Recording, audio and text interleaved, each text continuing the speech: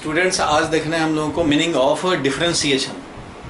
बहुत अच्छे से डिफरेंशिएशन का तुमने इवेल्युएशन पार्ट देखा था और उसका प्रैक्टिस भी किया था, चेन रूल देखा था। अब हम लोग को देखना है कि कोई चीज़ हम लोग डिफरेंशिएट कर रहे हैं, किसी भी फंक्शन को डिफरेंशिएट कर रहे हैं तो क्या मिल रहा है, ये हमें देखने हैं। और वो मिल रहा है वो क्या चीज़ होता है, क्या रिप्रेजेंट कर रहा है।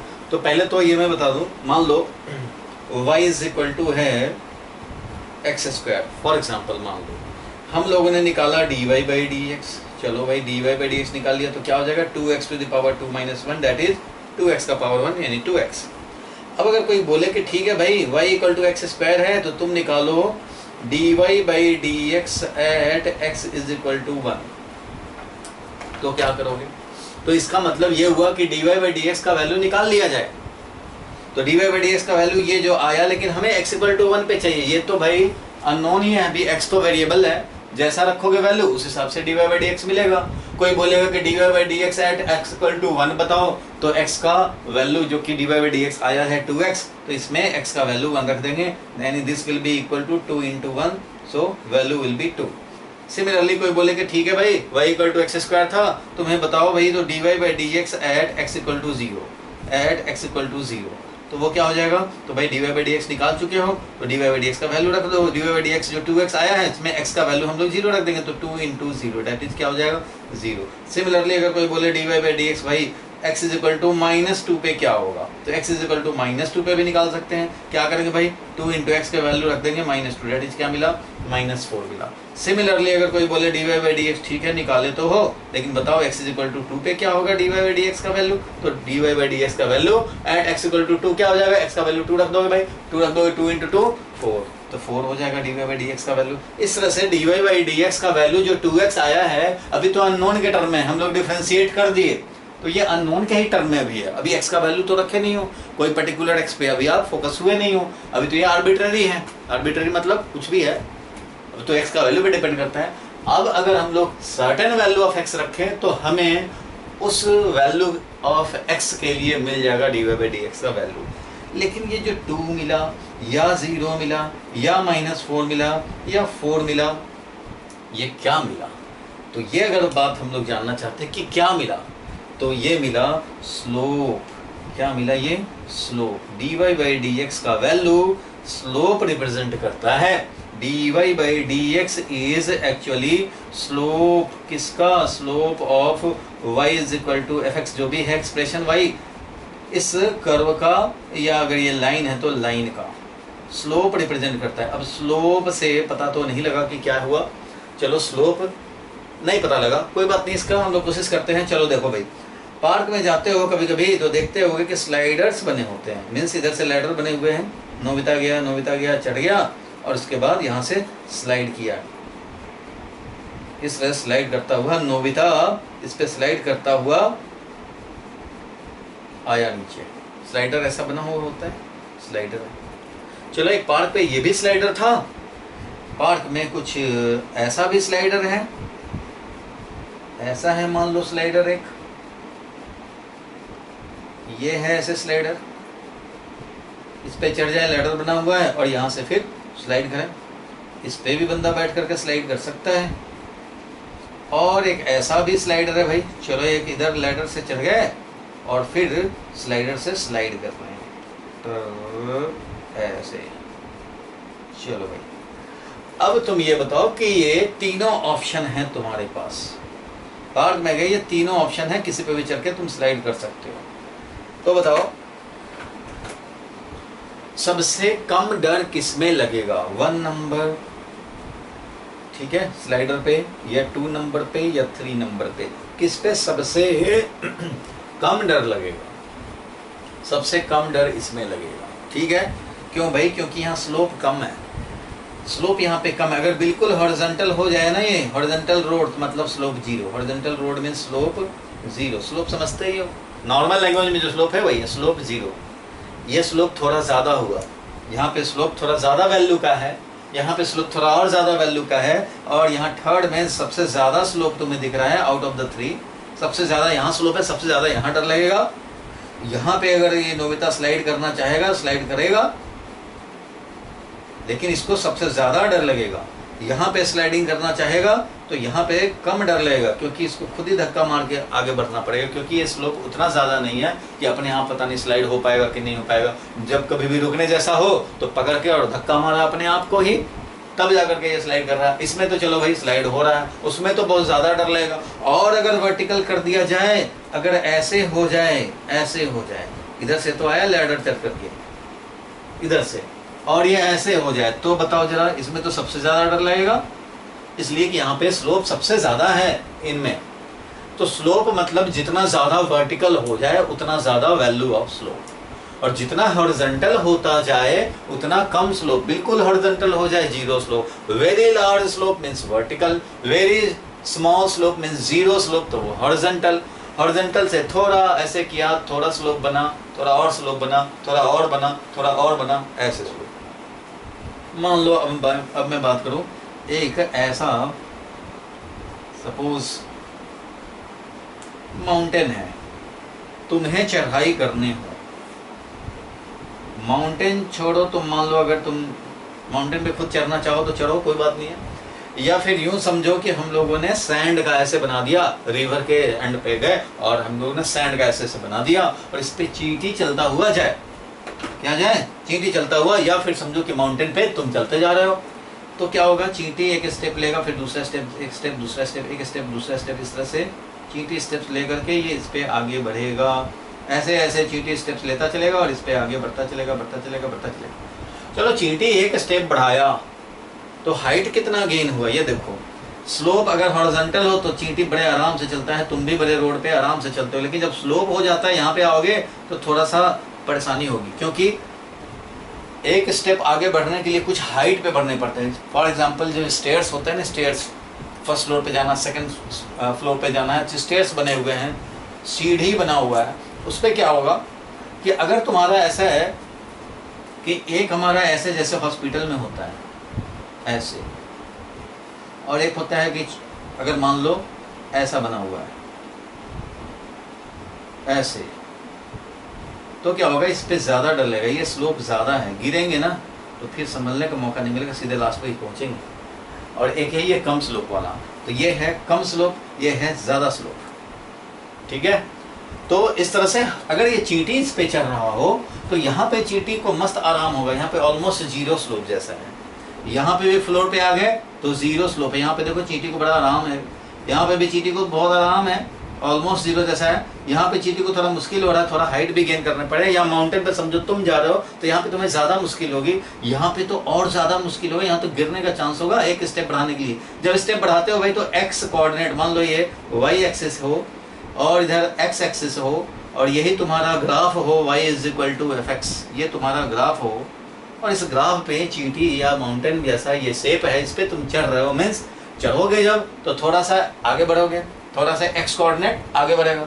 अब एक्स कोऑर्डिनेट आगे बढ़ा तो तुम्हारा वाई कोऑर्डिनेट भी गेन हुआ, यहाँ पे गेन हो रहा है। यहाँ पे क्या हो रहा है, जब बिल्कुल हॉरिजॉन्टल है तो उस कंडीशन में एक्स कोऑर्डिनेट में इंक्रीमेंट होने से वाई इंक्रीज ही नहीं हो रहा। हॉरिजॉन्टल होने का मतलब क्या है कि चींटी अगर चलेगा एक स्टेप आगे बढ़ेगा तो फॉरवर्ड तो जाएगा, एक्स डायरेक्शन एक्स कोऑर्डिनेट बढ़ेगा, बट वाई कोऑर्डिनेट नहीं बढ़ेगा, चेंज नहीं होगा, तो वो horizontal means zero slope. Slope का मतलब चढ़ाई करना ना, चढ़ाई तो करेंगे, अगर ज़्यादा स्लोप है तो ज़्यादा चढ़ाई करने पड़ेंगे, ज़्यादा मुश्किल होगी। जीरो स्लोप है मतलब चढ़ाई कुछ नहीं करना, बस ऐसे ऐसे ऐसे ऐसे ऐसे ऐसे चलते जाना। तो ये चींटी इस पे जा रहा है तो यहाँ पे ऑलमोस्ट जीरो जैसा आनंद मिलेगा चींटी को, और यहाँ पे थोड़ा आनंद परेशान हो जाएगा, यहाँ पे परेशानी बढ़ गई और यहाँ बढ़ गई, और यहाँ पे तो और मुश्किल हो गई। तो जितना ज़्यादा वर्टिकल उतना ज़्यादा स्लोप, उतना ज़्यादा लगेगा डर। उसी तरह से इधर भी है। अब देखो इसमें स्लोप को हम लोग समझते हैं क्या, अब इसको हम लोग, ये तो नॉर्मल लाइफ में स्लोप की मीनिंग हो गई। अब इसको कर्व के फॉर्म में, तो यही y equal to f x curve अगर है, या कोई भी कर्व है, मान लो y equal to x square, last class में बताया था कि ये अगर हम लोग ग्राफ प्लॉट करना चाहें तो ये y equal to x square का ग्राफ कुछ इस तरह का रहता था, याद होगा, है ना, ऐसे graph y equal to x square, 0 पे 0, 1 पे 1, बट 2 पे 4 और 3 पे 9, इस तरह चलता था। अब ये सोचो कि अगर इस तरह का कर्व हो और इसी पे चींटी को छोड़ दिया जाए कि जाओ भाई मस्त घूमो, दुनिया का आनंद लो, तुम्हारे लिए कोई परेशानी नहीं है, कुछ नहीं होगा तुम्हें, जहाँ मर्जी उधर जाओ, मॉल में जाना हो मॉल में जाओ, स्कूल में जाना हो स्कूल में जाओ, कहीं भी जाओ। अगर मान लो ये चींटी को इस पे चलना पड़ जाए, इस करो पे, तो यहाँ पे स्लिपिंग टेंडेंसी सबसे ज़्यादा होगा। यहाँ पे स्लिपिंग सबसे ज़्यादा टेंडेंसी, यहाँ स्लोप ज़्यादा वैल्यू का है। अब देखो यहाँ पे स्लोप ज़्यादा वैल्यू का है, मीन्स एक्स जब हम लोग बढ़ाएंगे, एक्स कोऑर्डिनेट जब बढ़ेगा, अभी -5 था, एक्स कोऑर्डिनेट -4 हो जाए, इसका मतलब एक्स कोऑर्डिनेट 1 बढ़ गया। -5 था -4 हो गया, एक्स कोऑर्डिनेट बढ़ाने से हाइट जो था मान लो वो 13 था और अब हाइट हमारा 12 हो गया, तो वाई कोऑर्डिनेट भी डिक्रीज हो गया। अब यहाँ पे चले हम लोग थोड़ा एक्स बढ़ाएंगे, थोड़ा एक्स बढ़ेगा, अगर मान लो थोड़ा एक्स कोऑर्डिनेट बढ़ेगा तो वाई का वैल्यू डिक्रीज हो रहा है। यहाँ पे आएंगे तो यहाँ पे जब चींटी चलेगा तो यहाँ पे एक्स कोऑर्डिनेट में तो इंक्रीमेंट होगा, बट वाई कोऑर्डिनेट में इंक्रीमेंट नहीं होगा, तो स्लोप 0। यहाँ पे आएंगे तो एक्स कोऑर्डिनेट में इंक्रीमेंट होगा, यहाँ वाला पॉइंट और यहाँ वाला पॉइंट में देखो, यहाँ से यहाँ जब चींटी जाएगा तो एक्स कोऑर्डिनेट में इंक्रीमेंट होगा, वाई में भी थोड़ा इंक्रीमेंट होगा। यहाँ पे जाओगे तो एक्स में जितना इंक्रीमेंट होगा, थोड़ा इंक्रीमेंट करोगे अगर एक्स में, तो वाई में भी इंक्रीमेंट होगा, इतना वाई में इंक्रीमेंट हो जाएगा। समझ गए? इस तरह से स्लोप बढ़ता जाएगा। अब देखो dy/dx क्या हुआ, क्यों स्लोप उसको बोला जा रहा है, देखो क्या क्यों बोला जा रहा है। dy/dx को हम लोग क्यों स्लोप बोल रहे हैं वो जरा समझने का कोशिश करो। ये है मान लो a पॉइंट, ये वाला है कर्व पे b पॉइंट, कौन सा कर्व भाई, y = fx मान लो, ये y = fx कर्व है, y as a function of x, और इसको स्पेशली हम लोग बोल सकते हैं y = x², क्योंकि हमें पता है y = x² का ये ग्राफ है, यही y = fx है यहाँ पे। तो इस कर्व पे मान लो a point and b point है, a का कोऑर्डिनेट है x1 y1, x coordinate x1 y coordinate y1, b का है x coordinate x2 y coordinate y2। ठीक है यहाँ तक? इसको थोड़ा सा हम लोग इनलार्ज करके देखें। अब जरा समझो dy/dx क्या हुआ। इसको हम लोग बोलेंगे x1।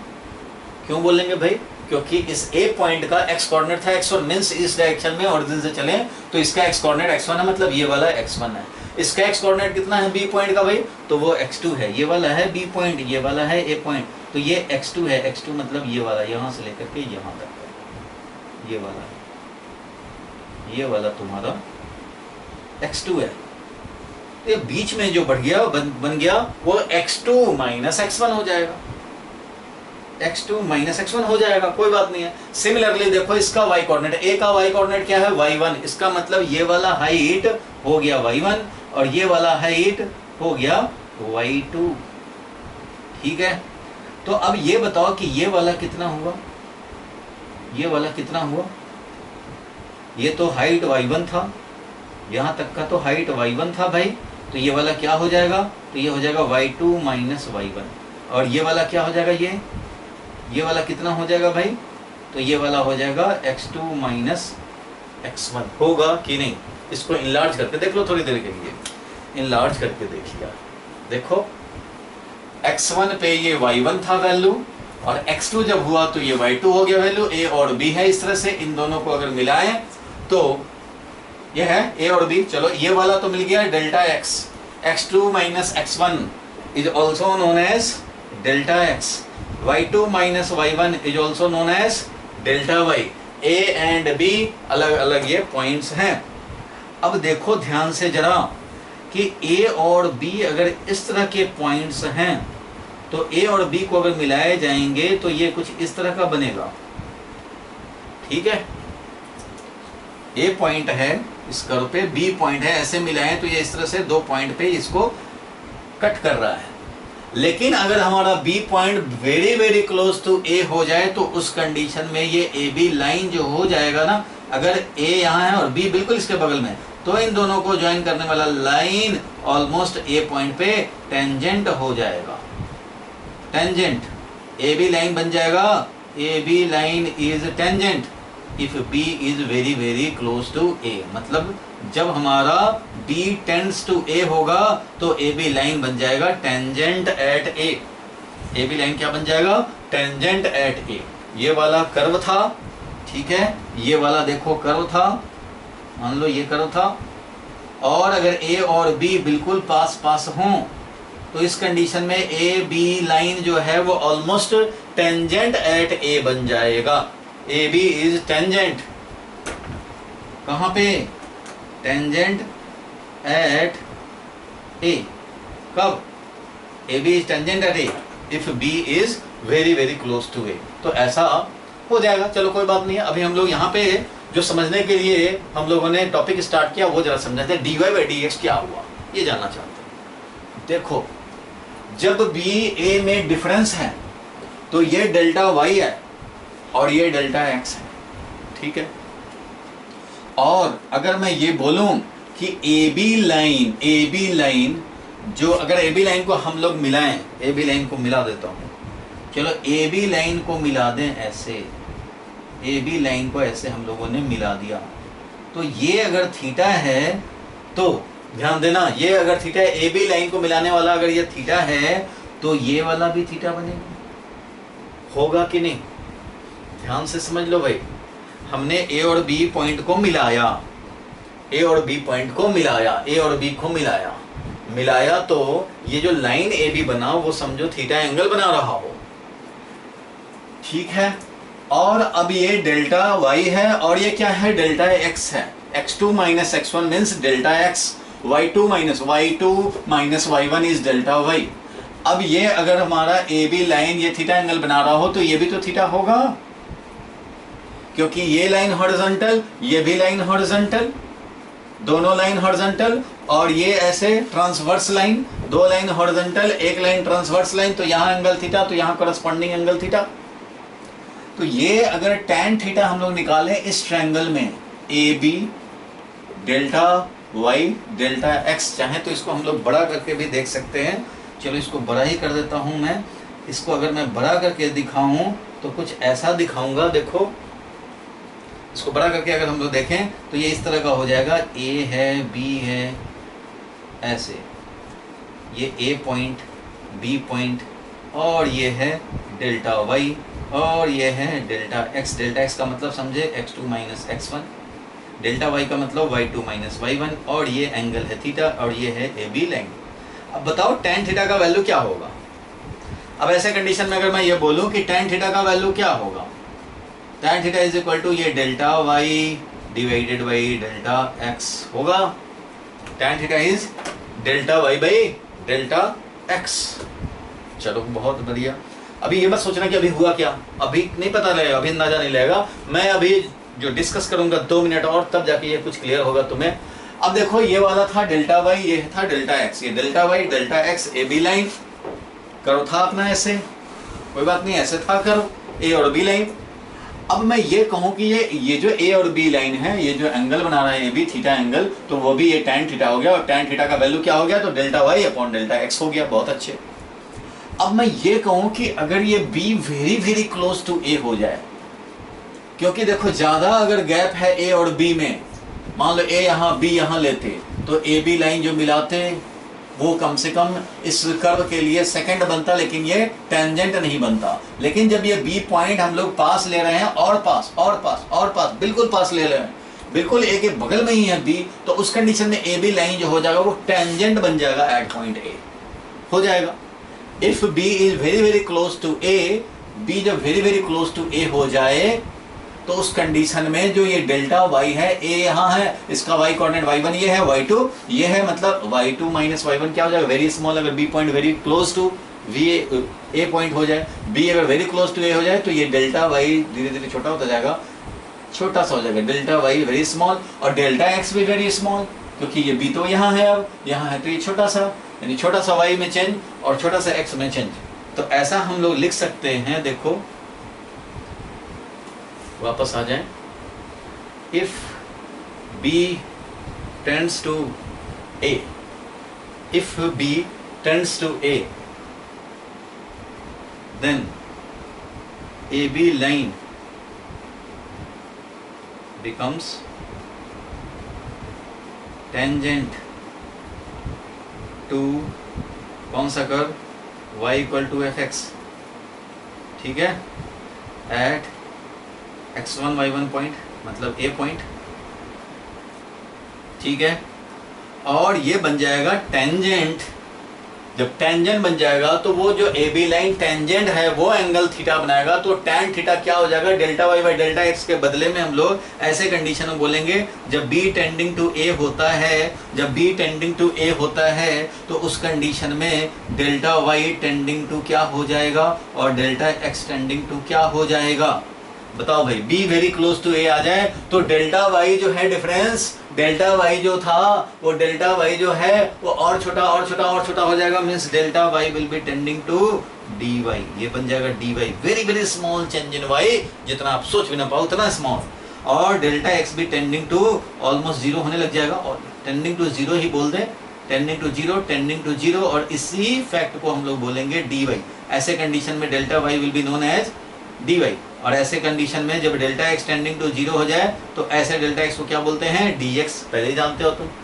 When b is close to a, very very close to a, then delta y will be tending to 0, and in this case delta y will be known as dy, and in this case delta x will also be tending to 0, and in that case delta x को भी dx बोलेंगे, और तब हमारा tan theta क्या हो जाएगा, dy by dx। तो ऐसे कंडीशन में जब हमारा क्या हो जाए, b tends to a हो जाए और ये टेंजेंट बन जाए, तो उस कंडीशन में tan थीटा, इस कंडीशन में tan थीटा को क्या लिखेंगे, तो tan थीटा को लिखेंगे dy by dx।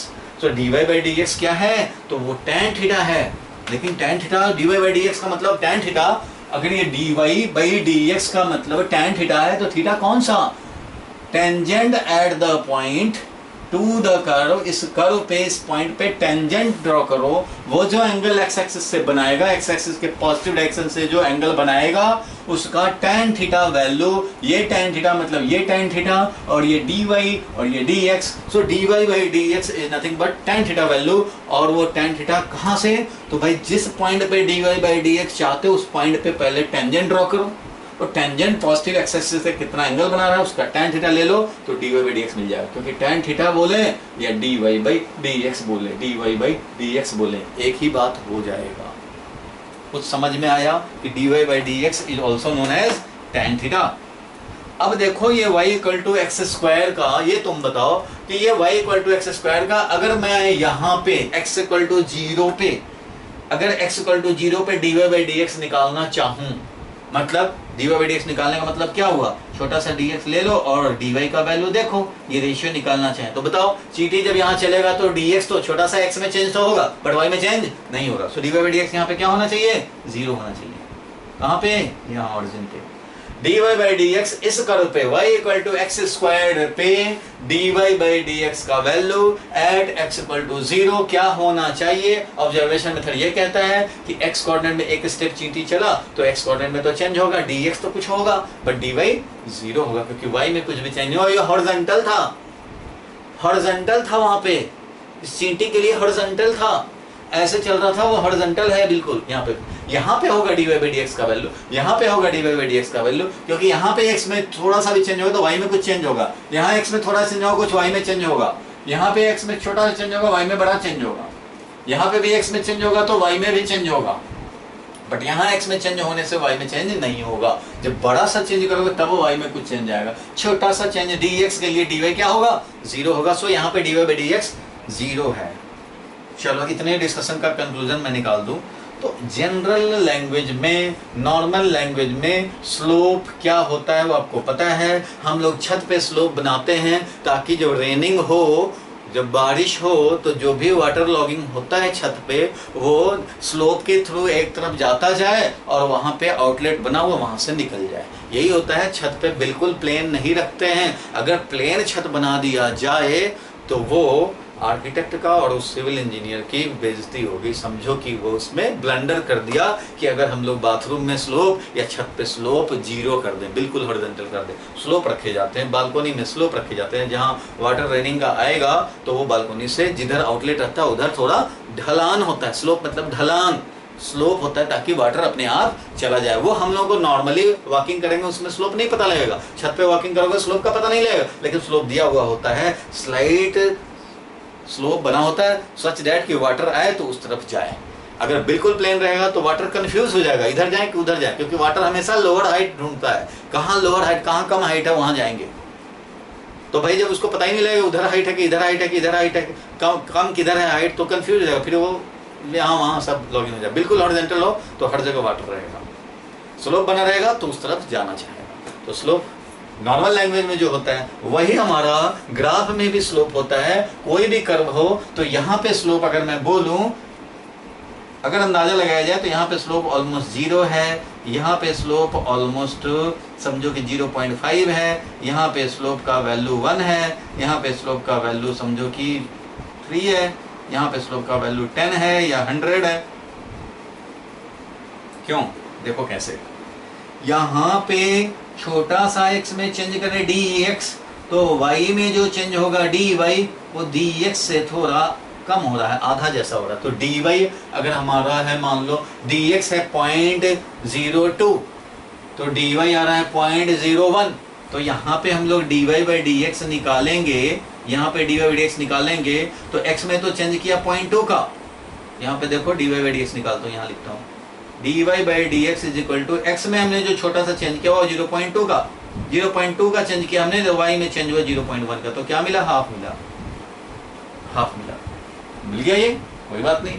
यहाँ पे देखोगे तुम, यहाँ पे अगर 0.2 चेंज करो x कोऑर्डिनेट में, तो y कोऑर्डिनेट में कुछ भी चेंज नहीं हो रहा, बिल्कुल हॉरिजॉन्टल है भाई। यहाँ पे आएंगे तो देख रहे हो x कोऑर्डिनेट में जितना चेंज करेंगे ऑलमोस्ट उतना ही y कोऑर्डिनेट में अगर चेंज हो रहा हो तो स्लोप 1 है। यहाँ पे x कोऑर्डिनेट में जितना चेंज कर रहे हैं, अगर मान लो 0.1 चेंज कर रहे हैं, y कोऑर्डिनेट में 0.3 का चेंज हो रहा है, 0.3 का चेंज हो रहा है, इधर 0.1 चेंज करे, तो यहाँ पे dy by dx का वैल्यू क्या हो जाएगा? तो यहाँ पे dy by dx का वैल्यू हो जाएगा, x में छोटा सा चेंज किया 0.1, तो देखा ऑलमोस्ट 0.3 जैसा हो रहा है, तो ये क्या हो जाएगा? 3 का स्लोप। 3 का स्लोप का मीनिंग क्या हुआ? अगर dy by dx कहीं पे 3 आ रहा है, स्लोप 3 आ रहा है, तो इसका मीनिंग ये होगा कि x में छोटा सा बढ़ेंगे तो उससे ट्रिपल टाइम्स हमें y कोऑर्डिनेट में इंक्रीमेंट मिलेगा। तो चढ़ाई है, 1 फुट आगे बढ़ने के लिए 3 फुट हाइट गेन करने पड़ रहे हैं। यहाँ 1 फुट आगे बढ़ने में 1 फुट का हाइट गेन हो रहा है, यहाँ 1 फुट आगे बढ़ने में 0.5 फुट मतलब आधा फुट आगे बढ़ रहे, हाइट गेन कर रहे हैं 1 फुट आगे बढ़ने पे। यहाँ 1 फुट आगे बढ़ने पे 0 हाइट गेन कर रहे हैं, 0 स्लोप। मीनिंग बिल्कुल लिंक करो नॉर्मल लाइफ से, स्लोप इस कर्व का स्लोप, इस कर्व की स्लोप की बात कर रहे हैं। यहाँ 1 स्लोप है, मतलब कि अगर 0.1 तो 0.1, यहाँ पे 0.1 तो 0.3, यहाँ पे 0.1 तो 0.5, 0.10, मतलब पॉइंट अगर मान लो 1 है तो यहाँ पे 0.9 है तो 9 हो जाएगा स्लोप। बिल्कुल टॉप पे चल जाओ, बिल्कुल टॉप पे चल जाओ, जब सीधी, जब बिल्कुल चीटी जब टॉप पे आ जाए तो वहां पे x में छोटा सा चेंज, याद है dx का मतलब क्या हुआ? dx is almost tending to 0 है, 0.00003 जन्म तक 0 बोलेंगे, लास्ट में मरते टाइम 1 बोल के जाएंगे।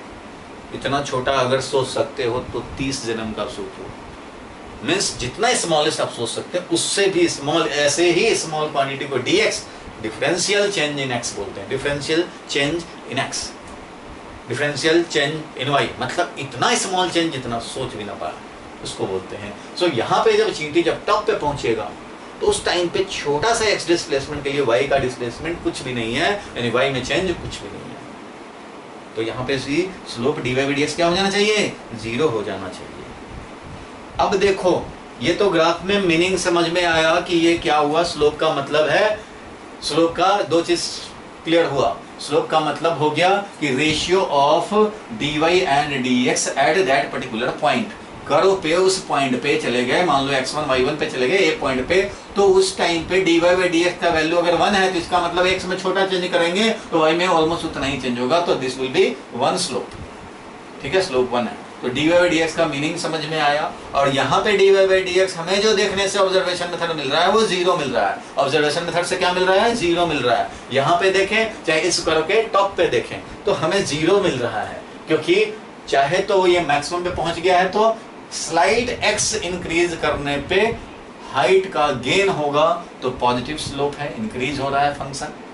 और अगर बिल्कुल इंक्रीमेंट नहीं हुआ तो इसका मतलब वहां पे मैक्सिमम हाइट गेन किया हुआ है, वहां पे स्लोप 0 है। अब देखो y equal to x square था, यहाँ पे स्लोप 0 है ना ऑब्जर्वेशन मेथड से। dy by dx तो जो मीनिंग समझो उस हिसाब से यहाँ 0 है स्लोप, यानी dy by dx 0 है। ठीक है, y equal to x square का x is equal to 0 point पे dy बाई डी एक्स 0 होना चाहिए। देखो स्टार्टिंग में ही निकाला था, y equal to x square का dy by d x at x equal to 0 क्या था, 0। मतलब डिफरेंशिएशन का वैल्यू उस ग्राफ का स्लोप बता दिया, क्योंकि इस ग्राफ का y equal to x square का ग्राफ तो ऐसे है, ग्राफ ऐसे है तो यहाँ पे स्लोप 0 है, यहाँ पे स्लोप 0 है। और देखो 1 पॉइंट पे स्लोप 2 है, यानी 1 पॉइंट पे चले जाएं तो स्लोप यहाँ पे 2 है, मतलब x में छोटा चेंज करोगे तो उससे डबल चेंज होगा y में। यहाँ पे स्लोप dy बाई dx का वैल्यू 2 है, मतलब जितना x में चेंज करोगे बिल्कुल स्मॉल, उससे ऑलमोस्ट डबल चेंज होगा y में, dy बाई dx 2 का मीनिंग ये हुआ, समझ गए। फिर देखो 2 पे, तो 2 पे देखोगे तो dy बाई dx का वैल्यू 4 आ रहा है। इसका मतलब क्या हुआ कि जब 2 पे पहुंचेंगे यहाँ पे, तो यहाँ पे जब x में छोटा सा चेंज करेंगे तो y में 4 टाइम्स का चेंज आएगा, तो dy बाई dx का वैल्यू यहाँ पे क्या हो जाएगा भाई, तो यहाँ पे dy बाई dx का वैल्यू 4 हो जाएगा। चलो इतने डिस्कशन में कुछ तो समझ में आया, क्या समझ में आया कि एक एग्जाम्पल हमने लिया y equal to x square, इसका डिफरेंशिएशन हमने निकाला और सर्टेन पॉइंट पे इन्वेस्टिगेट किया कि बताओ भाई x कोऑर्डिनेट 1 के लिए क्या है स्लोप, x कोऑर्डिनेट 0 के लिए क्या है स्लोप, x कोऑर्डिनेट 2 के लिए क्या है स्लोप, ये सब देखा हम लोगों ने। उसको अब हम लोग मीनिंग वाइज अगर यहाँ देखना चाहें तो slope of y equal to f x जो रिप्रेजेंट करता है, तो मीनिंग वाइज जो नॉर्मल लाइफ में स्लोप का मीनिंग होता है वही इधर भी स्लोप है। इधर से स्लाइड करना चाहेंगे तो ज़्यादा परेशानी, ज़्यादा स्लोप है, और इधर स्लाइड करना चाहेंगे कम है परेशानी। इस तरह से देखा हम लोगों ने, 2 कर्व पे तुम्हें मैंने दिखाया, एक y equal to x square ही ले लिया जिसका मैथमेटिकली हम लोगों ने डिफरेंशिएट करके निकाला, उसी का ले लिया। अब इस पे मैं दिखा रहा हूँ तुम्हें कि dy बाई dx का मीनिंग क्या हुआ। dy मतलब स्मॉल चेंज इन y, dx में स्मॉल चेंज इन x। तो a पॉइंट लिया, b पॉइंट लिया, ये पहले डेल्टा y दिखाया, देखो भाई ये x1 y1 कोऑर्डिनेट है, x2 y2 कोऑर्डिनेट है, तो ये वाला हो गया x1 और ये वाला हो गया वो x2, तो x2 माइनस x1 ये छोटा सा स्ट्रिप का थिकनेस हो गया x2 माइनस x1। सिमिलरली जब हमारा x2 था तो उस समय हाइट था y2, और जब x1 था तो हाइट था y1, इसलिए ये वाला जो बना वो है चेंज इन y कोऑर्डिनेट जो हुआ वो y2 minus y1। So if we move from a to b, x coordinate gets increased, y coordinate is also getting increased। छोटा सा x में इंक्रीमेंट किया तो y में भी कुछ इंक्रीमेंट हुआ, तो कोई बात नहीं है, स्लोप हमें कुछ मिला dy बाई dx। ठीक है, dy बाई dx ज्यादा कब होगा, जब उतने ही dx के लिए बड़ा dy मिले, मतलब ये ग्राफ ऐसे जाए, ऐसे जाएगा तो ये बड़ा सा dy मिलेगा हमें। ठीक है, तो dy बाई dx का वैल्यू का मतलब वही कि रेशियो, y में जो चेंज हुआ और x में जो चेंज हुआ उसका ratio, dy by dx is ratio y में change with respect to x में चेंज करने से y में कितना टाइम्स चेंज आ रहा है। अगर x में जितना चेंज कर रहे हैं उतना ही y में चेंज आ रहा है तो स्लोप इज 1। अगर dy बाई dx का वैल्यू 2 है, इसका मतलब x में जितना चेंज करेंगे उससे डबल चेंज इन y होगा।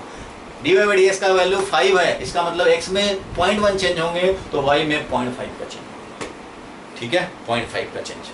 तो इस तरह से हम लोगों ने जो समझा वो ये समझा कि अगर हम लोग dy बाई dx चाहते हैं किसी पॉइंट पे तो कॉमन सेंस से निकाल सकते हैं। नंबर 1 बात कि ऑब्जर्व करो कि वहां पे छोटा सा x कोऑर्डिनेट में चेंज करने पे y कोऑर्डिनेट में कितना चेंज हो रहा होगा, अंदाजा लगा सकते हो, dy बाई dx का वैल्यू मिल जाएगा। दूसरा मेथड dy बाई dx निकालने के लिए कि अगर इस फंक्शन का इक्वेशन पता है तो डिफरेंशिएट कर लो और x का वैल्यू रख दो। अगर तुम्हें x का वैल्यू 2 पे चाहिए तो डिफरेंशिएट करके जो लाए x का वैल्यू 2 रख दो, यहाँ का स्लोप मिल जाएगा। नंबर 2 मेथड हो गया। नंबर 3 मेथड, जहां तुम्हें dy बाई dx या स्लोप चाहिए उस पॉइंट पे बगल का पॉइंट लें, मिलाएं लाइन, टेंजेंट बना दे। मींस ए पॉइंट पे चाहिए तो ए पॉइंट पे टेंजेंट ड्रॉ कर दो।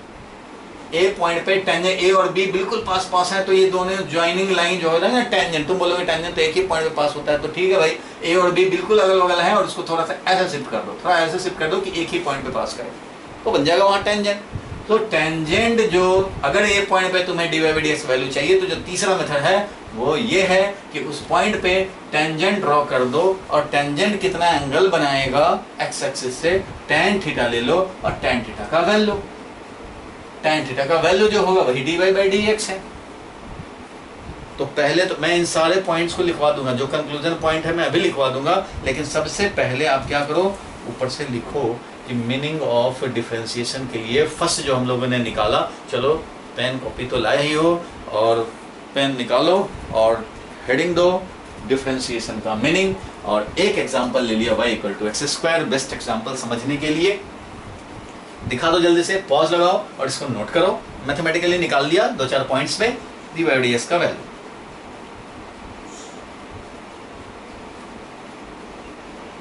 dy by dx is slope of y equal to fx curve और line at considered point, जिस भी पॉइंट पे कंसीडर करो, at considered point as per its meaning के हिसाब से। तो भाई ये है, चलो इसको भी नोट करो। और ये स्लोप पार्ट में गए हैं, पार्ट में ऐसा देखते हैं। तो अगर मैं स्लोप की बात करूं, ये है मान लो 4 नंबर, तो यहाँ पे स्लोप मैक्सिमम है। स्लोप मतलब हम लोग यहाँ पे बोले स्लोप का वैल्यू इज मैक्सिमम, किसके लिए, slope is maximum valued at 4, और मिनिमम कहाँ है, 2 पे है। बिल्कुल हॉरिजॉन्टल तो 0 है। और ये 2 कर्व दिखा दो, चलो एक माउंटेन टाइप दिखा दो और ये y equal to x square दिखा दो। तुम अलग अलग दिखा देना, मुझे तो इतने ही स्पेस में दिखाना पड़ा। और ये भी समझते हो कि हॉस्पिटल में जो होते हैं वो छोटे छोटे स्टेप बनते हैं, पेशेंट को चलने के लिए छोटे छोटे स्टेप बनाए जाते हैं इस तरह से, तो इनका स्लोप कम होता है, गिरने का चांस भी कम होता है। और जो छोटे छोटे प्लॉटों पे होते हैं वो बड़े बड़े स्टेप्स होते हैं। मीन्स छोटा सा x में चेंज लाओ तो y में बड़ा हाइट गेन करो, फिर x में चेंज लाओ, y में हाइट ज़्यादा से ज़्यादा गेन करो। अरे भाई बूढ़े लोग तो यहाँ पे घबरा जाएंगे, अरे नहीं भाई बहुत ज़्यादा स्लोप है इसके स्टेट्स में, तो इस बिल्डिंग पर नहीं चढ़ूंगा, क्यों भाई बहुत ज़्यादा स्लोप है, गिर जाऊंगा। तो लोग होता है ना, एक यहाँ पे रखा तो एक बिल्कुल ज़्यादा हाइट पे गेन कर रहे हैं, तो ये ज़्यादा स्लोप वाला हो गया। ये वही काम हो रहा है, समझिए डेल्टा एक्स है डेल्टा वाई, डेल्टा एक्स है डेल्टा वाई। तो डेल्टा एक्स डेल्टा वाई जब सेम है तो समझो कि ये 1 स्लोप वाला है, क्योंकि dy by dx dy by dx will B 1। तो एक कर्व ये दिखाओ, एक कर्व ये दिखाओ, चलो जल्दी। और यहाँ पे स्लोप dy बाई dx 0 दिखाओ, यहाँ ऐसे दिखा दो। उसको इनलार्ज कर दिया था मैंने एक तरफ, तो उसका इनलार्ज वर्जन दिखा दो, इनलार्ज वर्जन दिखा दो, कोई बात नहीं है, दिखा देंगे। और इधर दिखाया if b tends to a then ab line becomes tangent to the curve y equal to fx at a point, that is x1 y1। और b tending to a का मतलब है delta y tending to 0 dy बन जाएगा, delta x tending to 0 dx बन जाएगा। और उस कंडीशन में tan थीटा क्या होगा, dy बाई dx। चलो ये नोट कर लिया, पॉज लगा करके नोट कर लिया भाइयों एवं बहनों, बच्चों एवं बच्चियों, फ्यूचर की माताओं एवं बहनों, भाई एवं बंधुओं। चलो बहुत बढ़िया। अब इसका जरा कंक्लूजन का पॉइंट लिख लिया जाए। चलो इसको अब कंक्लूजन का पॉइंट लिख लो जल्दी से। इसके बाद हम लोग लिखेंगे ये पॉइंट कंक्लूजन का। The value of dy by dx at any point give the value of slope that is rate of change of y with respect to x of the curve y equal to fx at considered point, जिस point पे consider किया उस point पे rate of change बताता है। देखो अगर y equal to x square वाला ही ग्राफ देखें तो ये है ऐसे, बहुत बढ़िया।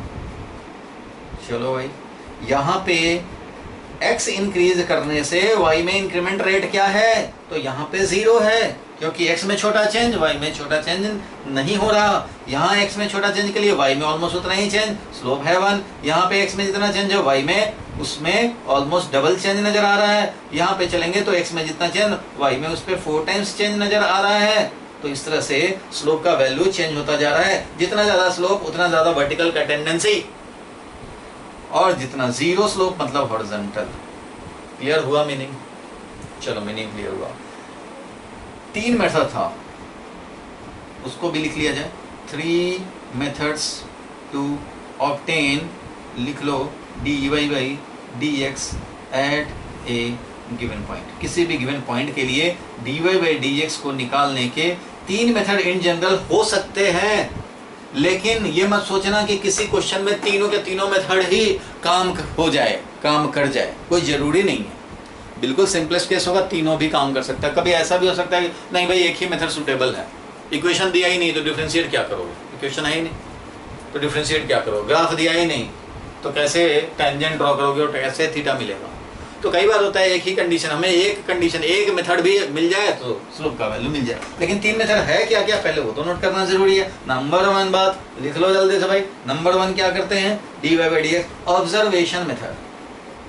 क्या है, ऑब्जर्वेशन मेथड, बेस्ट मेथड, इसी को तो हम लोग इंटरप्रेट करते हैं, इसी से हमें तो मीनिंग क्लियर होता है। ऑब्जर्वेशन मेथड मतलब x में छोटा चेंज कर लो, x में छोटा चेंज कर लो, y में छोटा चेंज देख लो, और इसी से तुम्हें अंदाजा लगा जाएगा कि dy बाई dx का, फॉर एग्जांपल यहाँ पे अगर ये 0.2 है तो ये 0.1 है, इसलिए ऐसा हम लोग लिख सकते हैं। बोलो भाई 0.2 तो ये 0.1 नहीं लग रहा, ये a है ये b है, बहुत पास पास के पॉइंट है, दिखाने को इतना बड़ा बड़ा पॉइंट दिखा दिया, इतना ज्यादा गैप में दिखा दिया, लेकिन इतना बड़ा गैप में नहीं है, वे बिल्कुल पास पास है। तो हमने ये दिखाने को लिए इतना कर दिया है, बिल्कुल पास है, लेकिन जितना भी पास हो उससे कोई मतलब नहीं है। x में 0.1 तो इधर 0.5, इधर 0.2 तो इधर 0.1, और इधर 0.00000002 तो इधर भी 0.00000001, मतलब रेशियो विल रिमेन सेम। अगर ये 0.2 है तो ये 0.1 है, ये 0.4 है ये 0.2 है, और ये 0.0002 है तो ये 0.0001 है, रेशियो विल रिमेन सेम। जितना x में चेंज उससे हाफ टाइम्स चेंज है y में, तो इसका स्लोप यहाँ पे हाफ समझा जाएगा। स्लोप क्या समझा जाएगा, हाफ। यहाँ पे देख रहे हो ऑब्जर्वेशन मेथड से x में यहाँ से यहाँ पे जाए तो x में जितना चेंज होगा y में भी ऑलमोस्ट उतना ही चेंज हो रहा है। ये है तुम्हारा dx तो ये है तुम्हारा dy। अगर dx है 0.2 या 0.02 तो dy भी ऑलमोस्ट 0.02 दिख रहा है। तो इस कंडीशन में यहाँ पे बताओ dy बाई dx क्या हो जाएगा बंधु, dy बाई dx 1 हो जाएगा। क्यों, 0.02 डिवाइडेड बाई 0.02। तो ये 1 स्लोप का मतलब समझ में आया, खोपड़ी में सेट हुआ। 1 स्लोप मतलब जितना x उतना y, तो इसका मतलब ये 1 स्लोप है। तो ये भी समझ लो कि यहाँ पे अगर हम लोग टेंजेंट ड्रॉ करें, इस पॉइंट पे अगर टेंजेंट ड्रॉ करेंगे, ये वाला बिल्कुल पास लिए रहेंगे, तो ये तो टेंजेंट ड्रॉ करोगे, ये टेंजेंट कितना एंगल बनाएगा, तो टेंगल जरूर 45 डिग्री एंगल बना रहा होगा, तभी तो tan 45 डिग्री होगा। ये वाला जितना उतना ही ये वाला, that is 0.2 divided by 0.02 upon 0.02 is equal to 1। इसका मतलब थीटा का वैल्यू क्या है, 45 डिग्री है। यही हमारा dy बाई dx है। tan theta is dy by dx is equal to यहाँ पे tan 45 और वो है 1, क्योंकि ये है dy और ये है dx। समझ गए, समझ गए, बिल्कुल समझ गए। यहाँ पे अगर बात करेंगे तो ऑब्जर्वेशन मेथड से बोल सकते हैं कि dy बाई dx का वैल्यू, अगर ये 0.02 है x में चेंज किया तो y में 0.01 का चेंज हुआ, इसका मतलब 0.5 दैट इज हाफ वैल्यू है। किसका, हाफ वैल्यू है dy बाई dx बोले, या वहाँ पे टेंजेंट ड्रॉ करेंगे तो जो ये अल्फा एंगल बनाएगा तो वो tan अल्फा का वैल्यू।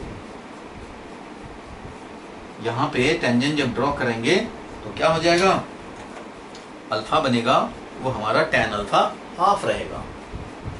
ऑब्जर्वेशन मेथड, ठीक है।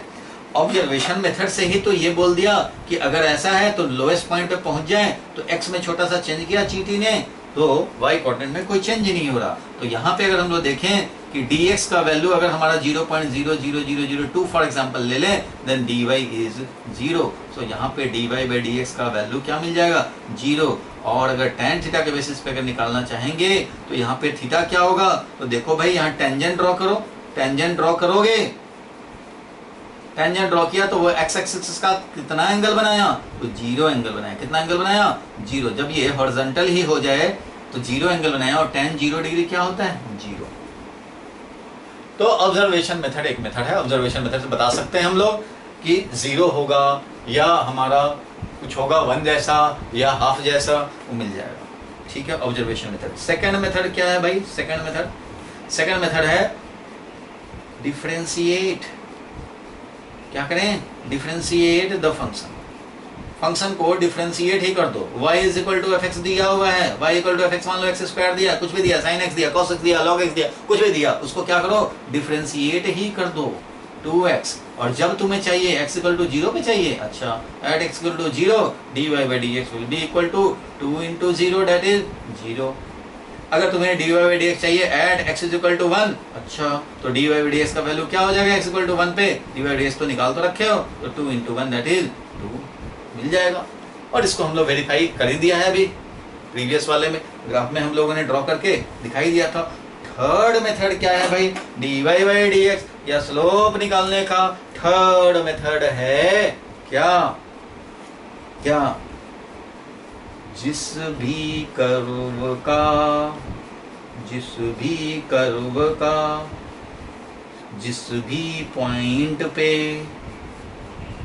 x is equal to x1 पे निकालना है स्लोप, तो टेंजेंट ड्रॉ कर दो। टेंजेंट ड्रॉ करने के लिए क्या करते हैं भाई? तो पता ही है तुम्हें, उसके बगल वाला पॉइंट कंसीडर कर लो, दोनों को मिला के आगे पीछे बढ़ा दो। लेमैन के टर्म में अगर बात बोलें तो ये है, कहीं टेंजेंट ड्रॉ करना है तो उस पॉइंट के बिल्कुल बगल वाला पॉइंट ले लो, उस कर्व पे मिलाओ लाइन, आगे पीछे बढ़ा दो, बन जाएगा टेंजेंट। आप बोलोगे 2 पॉइंट से पास कर रहा है, थोड़ा सा इधर शिफ्ट कर दो, पता ही नहीं लगेगा शिफ्ट हुआ कि नहीं। शिफ्ट हो गया भाई, एक ही पॉइंट से पास कर रहा है, ए से बन गया टेंजेंट। वो थीटा एंगल बनाया, तो यहाँ पे dy बाई dx का वैल्यू tan थीटा होगा। अगर ये थीटा पता लग गया कि 30 डिग्री है, तो tan 30 डिग्री कर देना। tan 30 डिग्री 1/√3 होता है, तो 1/√3 कर देना और बोल देना यही है स्लोप।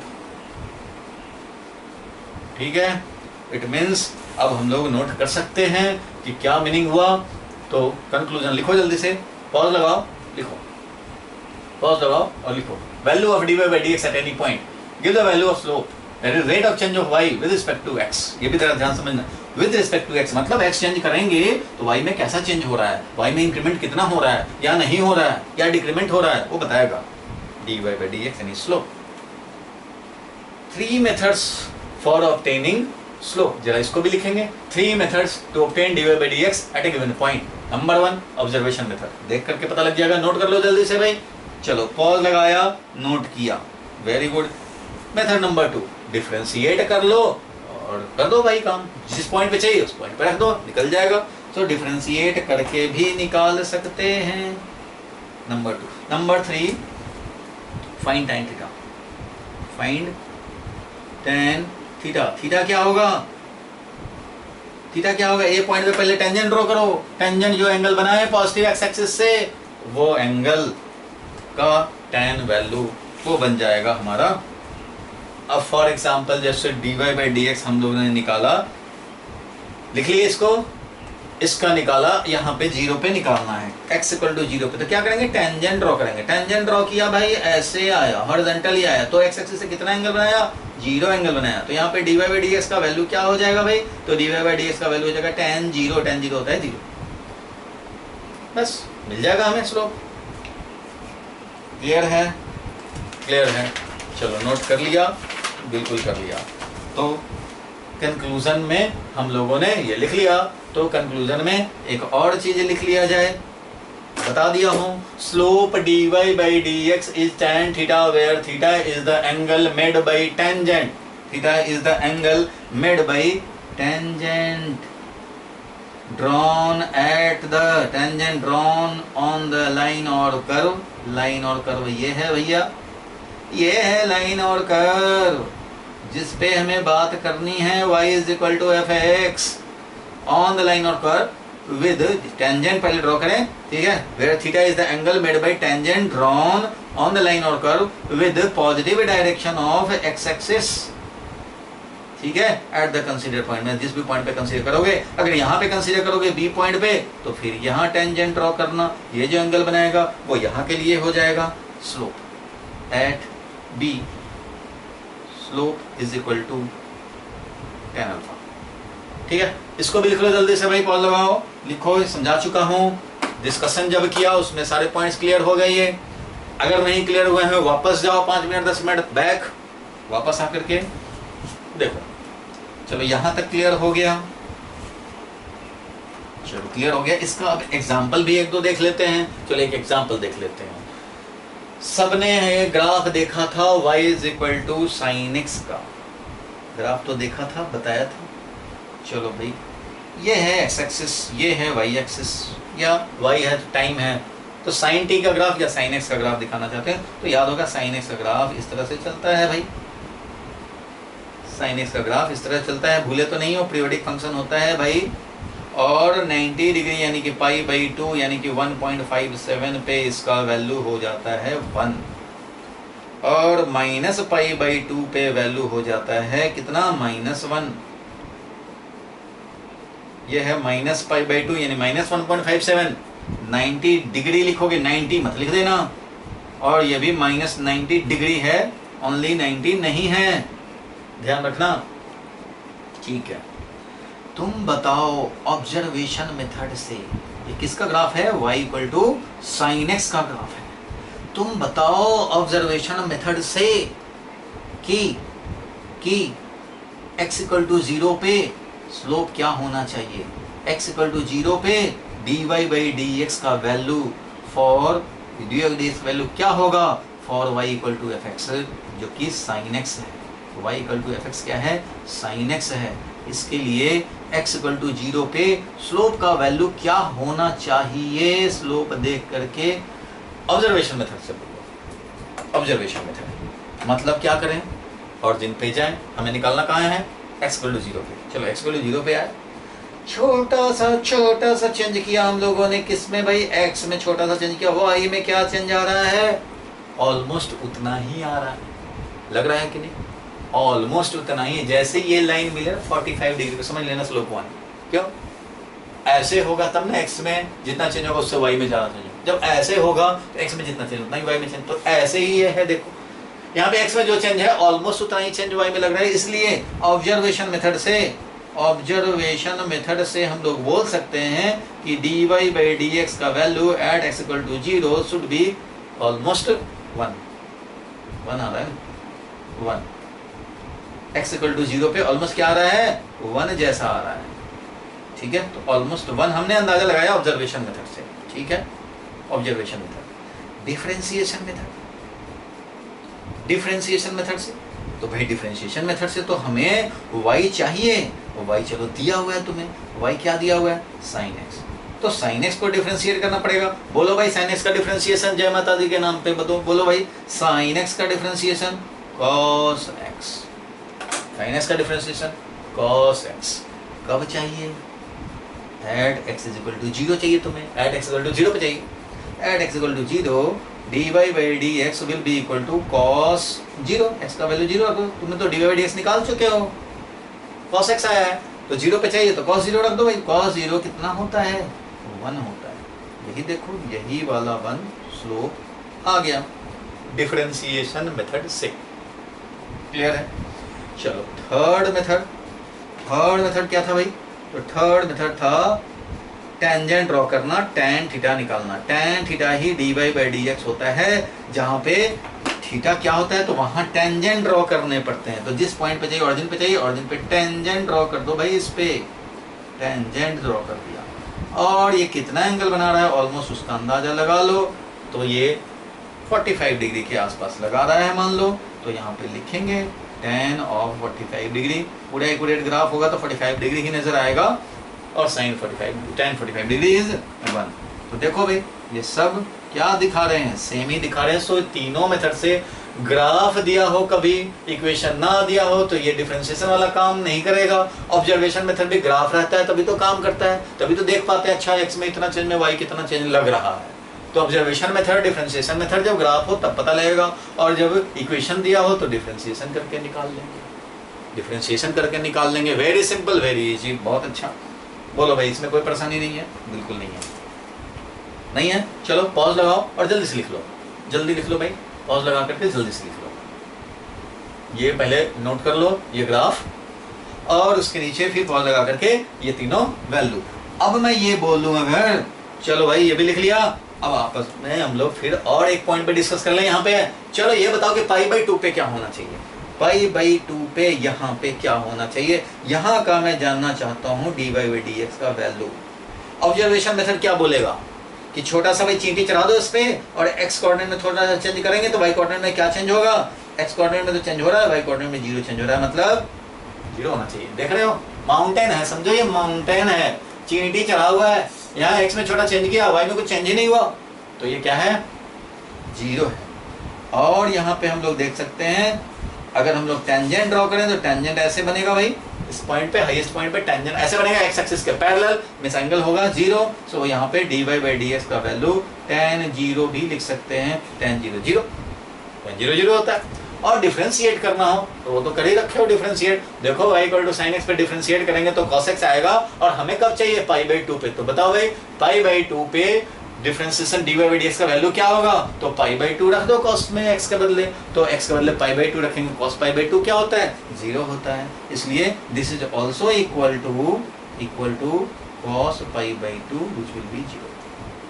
होना भी चाहिए, मिल रहा है ऑब्जर्वेशन मेथड, बिल्कुल सही है, कोई परेशानी नहीं। इसको भी चाहो तो नोट कर लो, दिखा दो भाई यहाँ के लिए, बिल्कुल दिखा दो।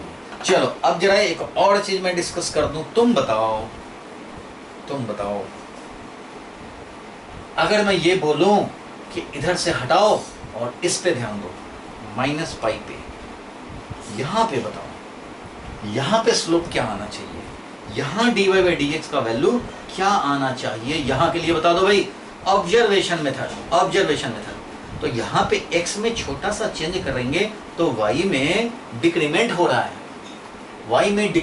है, देखो भाई x का जो भी वैल्यू था, मान लो माइनस पाई था, तो जो वैल्यू था जीरो था, अब हम लोग छोटा सा वैल्यू बढ़ाएंगे तो छोटा सा वैल्यू यहाँ डिक्रीज हो रहा है, नीचे आ गया, ए पॉइंट यहाँ है तो बी पॉइंट यहाँ नजर आ रहा है, मीन्स एक्स कोऑर्डिनेट में थोड़ा चेंज हो तो वाई कोऑर्डिनेट में डिक्रीमेंट हुआ।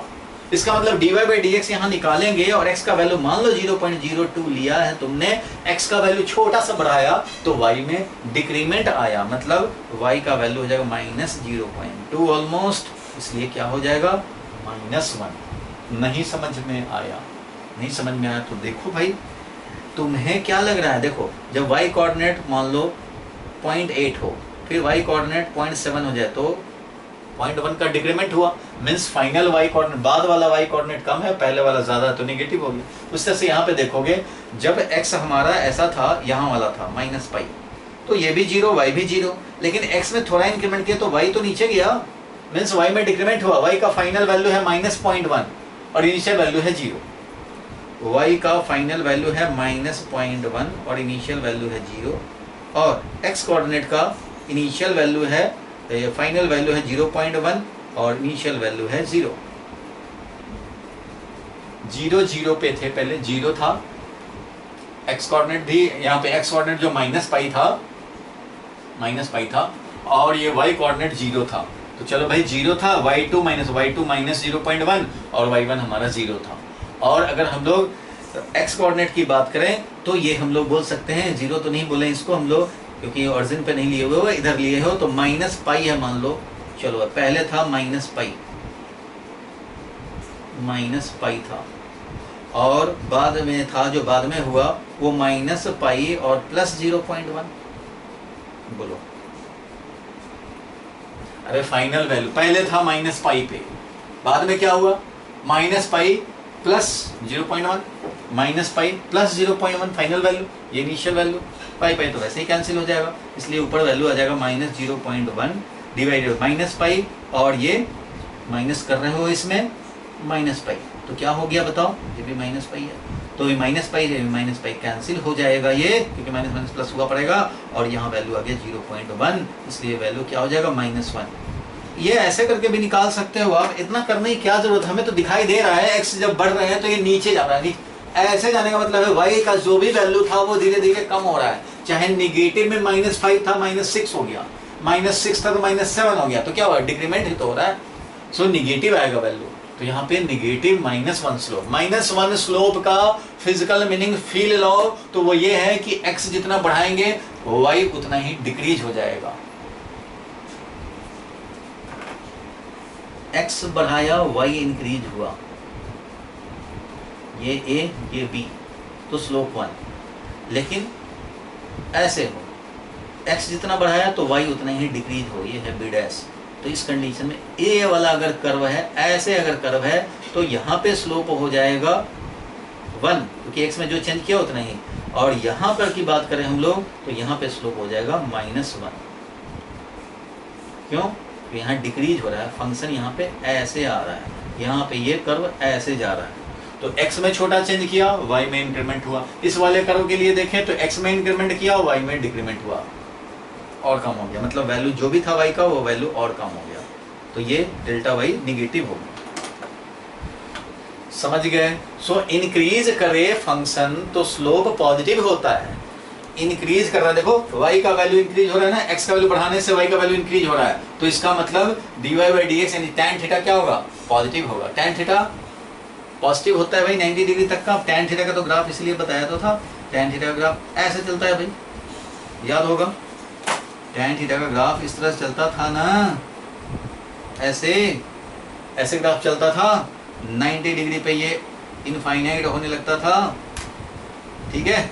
तो अगर हमारा π/2 से कम है तो पॉजिटिव है, π/2 से ज़्यादा होने पे निगेटिव होने लगता है। tan y = tan x, भूलो मत, इतना जल्दी, ज़्यादा दिन नहीं हुए हैं इसको। तो इसलिए अगर इंक्रीजिंग फंक्शन है तो tan थीटा यानी स्लोप पॉजिटिव होगा। चलो इसको नोट कर लिया था, तो ये सब भी इंडिकेट कर दो थोड़ा थोड़ा। अगर तुम 70% भी समझ जाओगे तो डिफरेंशिएशन इंटीग्रेशन पूरे फिजिक्स में कैरी करते रहना है, हर चैप्टर में ऑलमोस्ट यूज होने लगता है। इसलिए अगर कुछ कम भी समझ में आए तो साथ साथ समझ में आएंगे, लेकिन कोशिश करना है जितना ज़्यादा समझ लें पहले, ठीक है। यहाँ तक क्लियर हुआ? चलो एक और इम्पॉर्टेंट पॉइंट नोट कर लिया जाए, बता दिया तुम्हें, अभी फील करा देता हूँ, अभी तुरंत समझ में आ जाएगा। देखो dy/dx पॉजिटिव हुआ तो इसका मतलब y = fx जो है वो इंक्रीजिंग फंक्शन है। जरा ध्यान देना इस बात पे। मैं यही एग्जांपल ले रहा हूँ, मान लो y = x² का ही एग्जांपल ले लिया, तो ये एक इंक्रीजिंग फंक्शन है। यहाँ देखो इंक्रीजिंग फंक्शन का मतलब होता है कि x इंक्रीज करेंगे तो y भी इंक्रीज होगा, मतलब x का वैल्यू अगर बढ़ाएंगे, x का वैल्यू बढ़ाएंगे तो y वैल्यू भी बढ़ता जा रहा है, इसको बोलते हैं इंक्रीजिंग फंक्शन। dy/dx, बताओ अब कोई फंक्शन इंक्रीजिंग है तो x में चेंज करेंगे तो y भी, x में कुछ पॉजिटिव हमने चेंज किया, इंक्रीमेंट किया, तो y भी इंक्रीमेंट हो रहा है। मतलब x में 0.01 का अगर इंक्रीमेंट किया तो y में भी कुछ तो इंक्रीमेंट हो रहा है, कुछ तो होगा इंक्रीमेंट, मीन्स पॉजिटिव आएगा। इफ फंक्शन इज इंक्रीजिंग, यहाँ पे इंक्रीजिंग फंक्शन हुआ, यहाँ पे क्या है? इंक्रीजिंग फंक्शन है। x बढ़ाने से y भी बढ़ रहा है, इनिशियल वैल्यू से ज़्यादा होता जा रहा है, तो this is called increasing function. इधर ये है डिक्रीजिंग फंक्शन। इधर क्यों है डिक्रीजिंग फंक्शन? देखो x का वैल्यू बढ़ाओगे, x का वैल्यू हम लोग बढ़ा रहे हैं, बढ़ाना मतलब राइट वन, -5 से -4 पे आ गए तो बढ़ रहा है, x का वैल्यू बढ़ रहा है। x का वैल्यू -5 टू x का वैल्यू -4, मतलब x इंक्रीजिंग, x का वैल्यू बढ़ाया तो y का वैल्यू देखो कम हो गया, x का वैल्यू और बढ़ाया और कम हो गया, और बढ़ाया और कम हो गया, और बढ़ाया और कम हो गया, और बढ़ाया और कम हो गया, और बढ़ाते जाए राइट वर्ड जाते जाएंगे तो x का वैल्यू बढ़ता जाएगा। -4 था, -4, -5 से -4, -3 ऐसे करके आ रहे हैं, x का वैल्यू बढ़ाते जा रहे हैं, y का वैल्यू ऐसे ऐसे ऐसे डिक्रीज होता जा रहा है, कम होता जा रहा है। ऐसे कंडीशन में dy/dx निगेटिव होगा। क्यों होगा निगेटिव? तो देखो भाई dy/dx का वैल्यू निकाल दो तुम। मान लो ध्यान दो, अभी -5 पे इसका हाइट है 7, -4 पे हाइट हो गया 6, ठीक है। अब जरा देखो dy/dx का वैल्यू निकालते हैं। मान लो हमने क्या किया, तो -5 से, मतलब ये वाला समझो a पॉइंट, ये वाला समझो b पॉइंट, a से b मूव कर गया, तो हमने x कोऑर्डिनेट को -5 से -4 कर दिया। तो x कोऑर्डिनेट के लिए लिखेंगे फाइनल कोऑर्डिनेट, x कोऑर्डिनेट -4 है, इनिशियल था -5, तो ये है x कोऑर्डिनेट में चेंज, x2 - x1, ठीक है। अब इधर देखेंगे y2 - 1, तो y2 तो ये है, y2 इज 6, y2 हमारा 6 है, y1 हमारा 7 है, तो यहाँ लिखेंगे y2 6 और y1 है 7। तो dy/dx का वैल्यू क्या मिला? -1 डिवाइडेड बाई ये क्या है 1, तो क्या मिला? -1, मतलब निगेटिव मिला। Negative, dy by dx negative का मतलब है डिक्रीजिंग फंक्शन, ठीक है, डिक्रीज हो रहा है फंक्शन, तो dy बाई dx निगेटिव आएगा।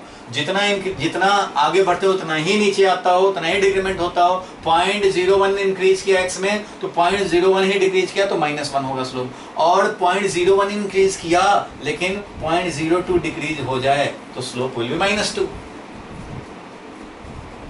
मतलब अगर हम लोगों ने यहाँ पे मान लो हम लोग देखना चाहें, कहीं पे भी देखना चाहें तो निकाल सकते हैं। कहीं पे स्लोप, अब देखो जितना ज़्यादा वर्टिकल होगा उतना ही ज़्यादा वैल्यू होगा। यहाँ पे स्लोप का वैल्यू -2 जैसा है, यहाँ पे -1 जैसा है, यहाँ पे -½ जैसा है, और यहाँ 0 जैसा है। यहाँ 0 है, यहाँ -½ है, -1 है, -2 है, -3 है, -5 है, ऐसे करके बढ़ता जा रहा है। जितना ज़्यादा वर्टिकल होगा उतना ज़्यादा हो जाएगा। यहाँ पे देखो 0 स्लोप है, यहाँ पे ½ है, यहाँ 1 है, यहाँ 2 है, यहाँ 3 है, यहाँ 4, 5, 6, 7 होता जाएगा, बढ़ता जाएगा। और जब मिनिमम हुआ तो स्लोप यानी कि dy बाई dx 0 होगा।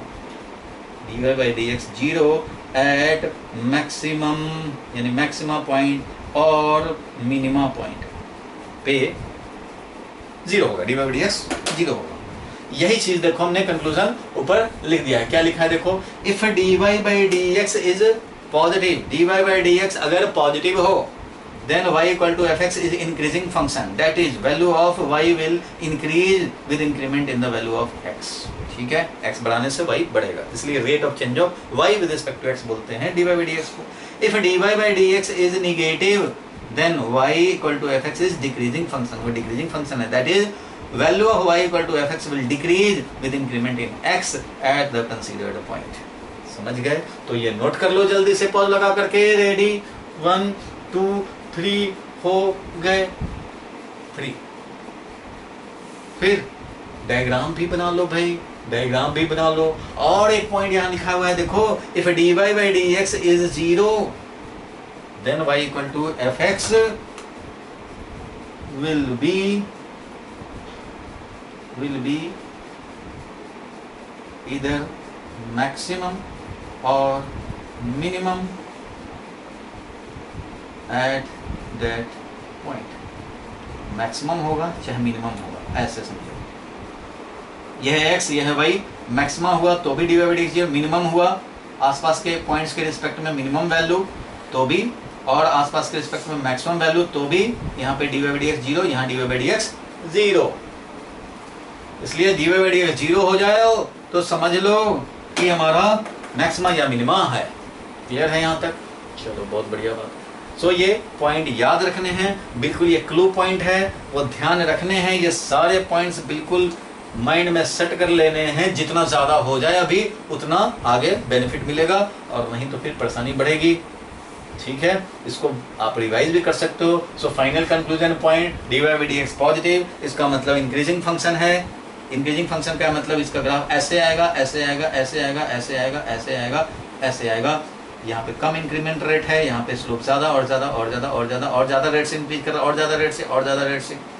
ठीक है, और निगेटिव है, इसका मतलब डिक्रीजिंग फंक्शन है। ऐसे डिक्रीज हो रहा हो, ऐसे डिक्रीज हो रहा हो, ऐसे हो रहा हो, चाहे ऐसे हो रहा हो, चाहे ऐसे हो रहा है। यहाँ पे स्लोप है मान लो -1, -2 है, -3 है, -5 है, -9 है, ऐसे। यहाँ पे ये 0 स्लोप है, ये 1 है, मान लो 2 है स्लोप, 3 है, 5 है, 7 है, 9 है, और ये 10 है, ये मान लो 12 है। ऐसे स्लोप है। ठीक है, ऐसे दिखा देंगे। और dy बाई dx 0 होने का मतलब है हॉरिजॉन्टल होगा, चाहे मैक्सिमा होगा, चाहे मिनिमा होगा, ऐसे हो, यानी कांस्टेंट हो, चाहे मैक्सिमम हुआ हो या मिनिमम हुआ। क्लियर है? नोट कर लिए ऊपर के पॉइंट्स। ये ग्राफ को भी नोट कर लेंगे, फटाफट नोट कर लेंगे। रेडी, 1 2 3, और नोट करके मस्त हो गए फ्री।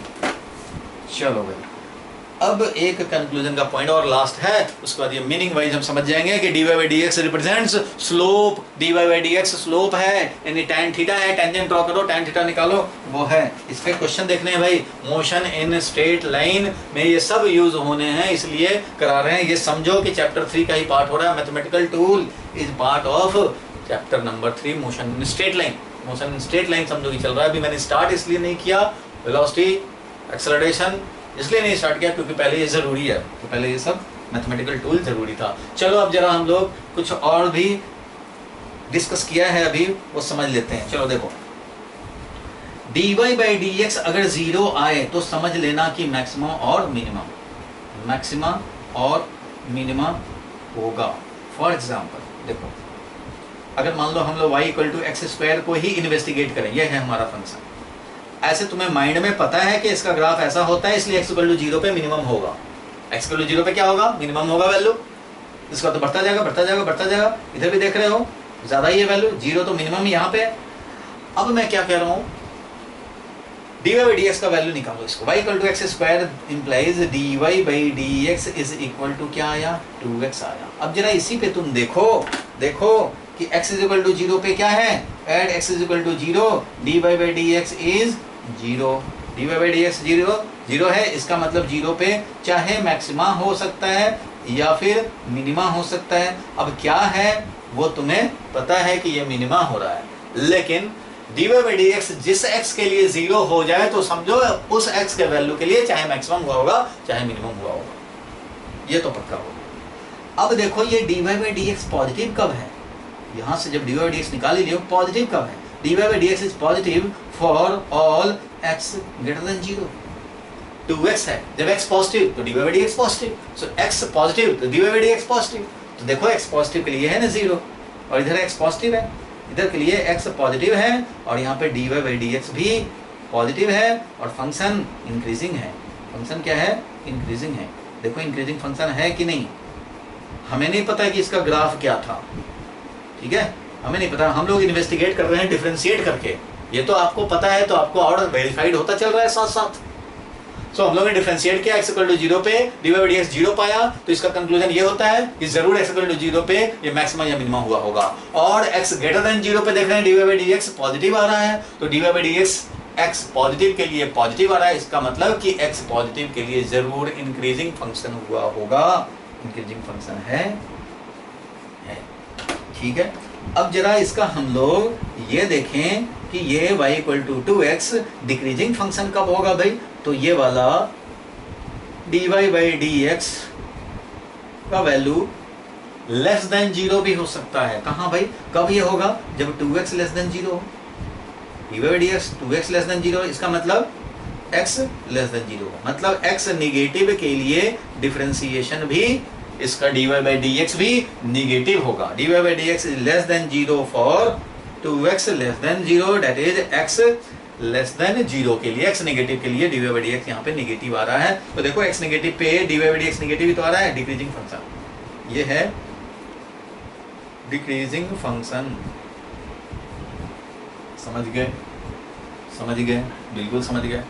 तो मैं ये आप नोट कर लो, जल्दी से पॉज लगा करके नोट कर लो, नीचे या ऊपर कहीं भी पेज के नीचे लिखो या ऊपर लिखो।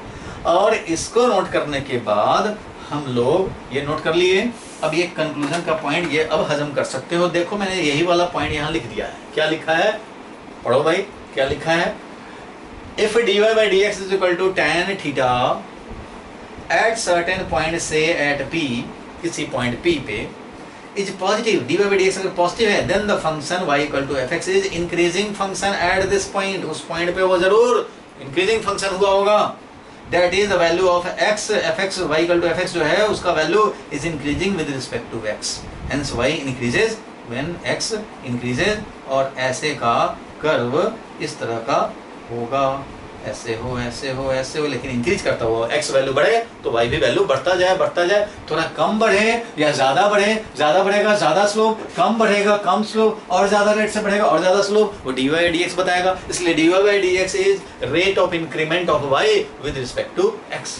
सिमिलरली देखो, if dy by d x is less than 0, then for considered point अगर लेस देन 0 आया, function will be decreasing, that is the value of y decreases with the increase in x। और ऐसे वाले का graph वहां पे कैसा बन जाएगा भाई? तो ऐसे वाला ग्राफ ऐसे बनेगा, ऐसे ही रहेगा। ज्यादा रेट से डिक्रीज हो रहा है, कम रेट से डिक्रीज हो रहा है, यहाँ पे फिर ज्यादा रेट से हो रहा है, फिर यहाँ पे आके कम रेट से डिक्रीज हो रहा है, लेकिन डिक्रीज हो रहा है। समझ गए? और लास्ट पॉइंट ये है कि if dy by d x यानी tan theta is 0 at certain point से at point p, then y equal to fx will be maximum और मिनिमम एट दिस पॉइंट। ये भी तो हजम हो चुका है तुम्हें पहले ही, तो ये भी नोट कर लेंगे, जल्दी से नोट करो भाई। रेडी 1 2 3 नोट करके हो गए फ्री, फिर रेडी 1 2 3 नोट करके हो गए फ्री। ठीक है, ये लिख लिए। और एक चीज, अगर मान लो किसी पॉइंट पे हमें फंक्शन मैक्सिमा या मिनिमम वाला हो गया, तो मैक्सिमम है कि मिनिमम है वो कैसे डिसाइड करेंगे? तो उसके लिए भी एक क्लू पॉइंट है। क्लू पॉइंट क्या है वो देखो। अगर डिसाइड करना है कि मैक्सिमम होने हैं या मिनिमम होने हैं, तो पहले तो तुम्हें एट मैक्सिमम और मिनिमम, मान लो x = x1 पे ये मैक्सिमम या मिनिमम होना है, तो dy/dx जरूर 0 होना होगा। तो देखो मैं बता रहा हूं तुम्हें, अगर मैं बात करूं मिनिमम पॉइंट की, चलो हम लोग लास्ट में दिखाते हैं तुम्हें, मैंने नोट कर दिया है पहले। मिनिमम पॉइंट देखो, ये यहाँ पे आके मिनिमम हो रहा है, मिनिमम हो रहा है, बिल्कुल हो रहा है मिनिमम। ये मिनिमम पॉइंट यहाँ पे हो रहा है, तो इसका मतलब ये मिनिमम होने के पहले डिक्रीजिंग फंक्शन था, मतलब dy/dx नेगेटिव आना चाहिए, और इसके बाद इंक्रीज होना चाहिए फंक्शन, तभी तो मिनिमम हुआ। इंक्रीज होना चाहिए मतलब dy/dx पॉजिटिव आना चाहिए। सो अगर कहीं मिनिमम हो रहा है तो मिनिमम पॉइंट जहां था उसके पहले dy/dx नेगेटिव होना चाहिए, फिर 0 होना चाहिए, फिर dy/dx पॉजिटिव होना चाहिए। It means at minimum point dy/dx पहले नेगेटिव होगा, देन dy/dx पॉजिटिव हो जाएगा, x = x1 पे 0 हो जाएगा, और फिर उसके बाद पॉजिटिव हो जाएगा, पहले नेगेटिव फिर 0 फिर पॉजिटिव। ऐसा होना चाहिए dy/dx। तो तुम सोचो ऐसे कंडीशन में जब पहले dy/dx नेगेटिव है, फिर 0 है, फिर पॉजिटिव है, इसका मतलब dy/dx इंक्रीज हो रहा है या डिक्रीज? तो dy/dx पहले नेगेटिव, कोई चीज पहले नेगेटिव है, फिर 0 है, फिर पॉजिटिव हो रहा है, मतलब इंक्रीज हो रहा है। dy/dx is increasing, dy/dx increase कर रहा है, इसका मतलब तो dy/dx अगर इंक्रीज कर रहा है मिनिमम पॉइंट के लिए, it means value of dy/dx is increasing. पहले लेस देन 0, फिर 0, फिर मैक्सिमम, फिर हमारा पॉजिटिव। तो कोई भी चीज पहले निगेटिव हुआ, फिर 0 हुआ, फिर पॉजिटिव हुआ, मतलब इंक्रीजिंग, और जो इंक्रीजिंग होता है उसका स्लोप पॉजिटिव होता है। इसलिए dy/dx हमारा इंक्रीज हो रहा है निगेटिव से 0, 0 से पॉजिटिव, तो इंक्रीज हो रहा है, इसलिए उसका स्लोप यानी dy/dx का स्लोप पॉजिटिव होना चाहिए। और dy/dx को एक बार और डिफरेंशिएट करते हैं, बोलते हैं double derivative of y with respect to x, d2y/dx2। तो ये निगेटिव होगा, क्योंकि dy/dx क्या है हमारा, पहले इंक्रीज हुआ फिर डिक्रीज हुआ, तो dy/dx पहले निगेटिव, फिर हमारा पहले डिक्रीज होकर फिर इंक्रीज हुआ, पहले निगेटिव फिर 0 फिर पॉजिटिव। तो पहले निगेटिव फिर 0 फिर पॉजिटिव, मतलब इंक्रीजिंग फंक्शन मींस ये dy/dx इंक्रीज कर रहा है, dy/dx पहले निगेटिव फिर 0 फिर हमारा पॉजिटिव, मतलब ये डिक्रीज हो रहा है। dy/dx पहले नेगेटिव फिर 0 फिर पॉजिटिव, dy/dx नेगेटिव फिर 0 फिर positive, means dy/dx is increasing, so slope will be positive. Positive जो इंक्रीज करता है उसका स्लोप पॉजिटिव, पॉजिटिव। ठीक है, तो पॉजिटिव अगर हुआ x = x1, डबल डिफरेंशिएशन अगर पॉजिटिव आए x = x1 पे, तो समझो वो पॉइंट मिनिमम पॉइंट होगा। फिर से बताएं, मिनिमम पॉइंट अगर होना है तो वहां पर dy/dx 0 होना है, और क्या होना है तो उसके जस्ट पहले dy/dx नेगेटिव होना है, और उसके बाद dy/dx पॉजिटिव होना है। तो डबल डेरिवेटिव वहां क्या होना है, यानी कि स्लोप का स्लोप क्या होना है, तो एक बार स्लोप पहले नेगेटिव रहा, फिर 0 हुआ, फिर पॉजिटिव हुआ, मतलब पहले नेगेटिव है पहले स्लोप नेगेटिव है, फिर 0 है, फिर पॉजिटिव है, इसका मतलब इंक्रीज कर रहा है स्लोप, स्लोप इंक्रीज कर रहा है, तो उसका स्लोप यानी कि double derivative will be positive. Clear है, बिल्कुल क्लियर है।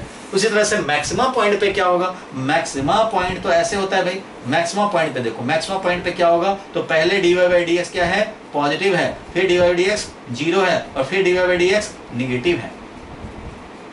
ठीक है, dy/dx मैक्सिमम पॉइंट पे dy/dx इज फर्स्ट पॉजिटिव, ठीक है, और स्लाइटली लेस के लिए पॉजिटिव है, और फिर x1 पे हमारा 0 है, और फिर हमारा x1 के बाद हमारा क्या हो जा रहा है, निगेटिव हो जा रहा है, मतलब पहले पॉजिटिव फिर 0, पहले पॉजिटिव फिर 0 फिर निगेटिव, मतलब डिक्रीज हो रहा है, और डिक्रीज हो रहा है तो इसका मतलब डबल डेरिवेटिव क्या होगा, डबल डेरिवेटिव क्या होगा, तो निगेटिव होगा। क्यों, क्योंकि स्लोप का स्लोप है, ये स्लोप हमारा डिक्रीज हो रहा है, क्योंकि स्लोप पहले पॉजिटिव, पहले स्लोप था पॉजिटिव फिर 0 फिर निगेटिव, dy/dx जो है पहले पॉजिटिव फिर 0 फिर निगेटिव, तो कोई चीज पहले पॉजिटिव फिर 0 फिर निगेटिव होता है तो वो डिक्रीज हो रहा है, पहले पॉजिटिव है, कोई चीज पॉजिटिव है फिर 0 फिर निगेटिव, इसका मतलब वो डिक्रीज हो रहा है, और डिक्रीज होने वाले का स्लोप निगेटिव, मतलब dy/dx का स्लोप निगेटिव, मतलब डबल डेरिवेटिव इज निगेटिव हो तो समझेंगे मैक्सिमा।